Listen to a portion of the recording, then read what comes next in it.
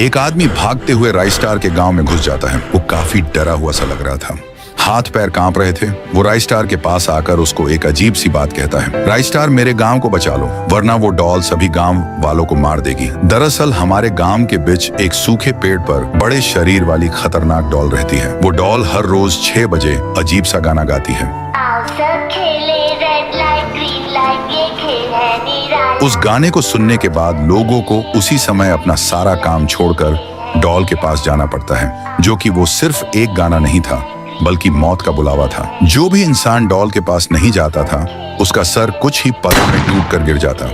वह डॉल सभी गांव के लोगों से एक गेम खिलवाती है। ग्रीन लाइट बोलने पर हमको भागना होता है और रेड लाइन बोलने पर रुकना पड़ता है। जो भी नहीं रुकता वो मारा जाता। जिंदा बचने के लिए टाइम से एक लाइन पार करनी होती है और गांव से कोई भाग नहीं सकता। मैं तुम्हारे गांव में बड़ी मुश्किल से आया हूँ। गन चुरा के मैंने डॉल के बॉडीगार्ड को मारा और बड़ा दरवाजा पार करके तुम्हारे गांव आया, इस आस में कि राइस्टार हमारी मदद कर सकता है। इस आदमी की बात सुनकर राइस्टार के रोंगटे खड़े हो गए, पर फिर भी वो गांव की मदद करने के लिए राजी हो गया। फिर क्या था, राइस्टार तुरंत डॉल के सामने आ पहुंचा और पेपर पेंसिल निकाल के पेपर पर डॉल का चित्र बनाता है।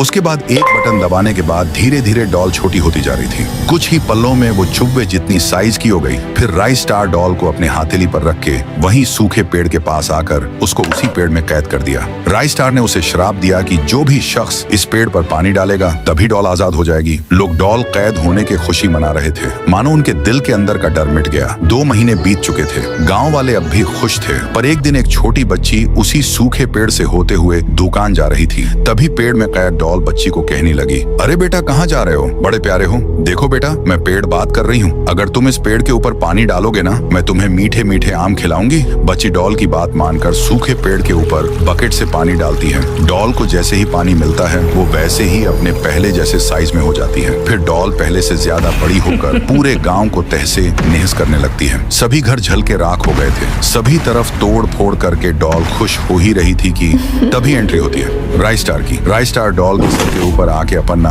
पावरफुल भाले को निकालता है और उसके सर में घुसा देता है। डॉल के बदन में आजू बाजू से 2 हिस्से हो जाते हैं।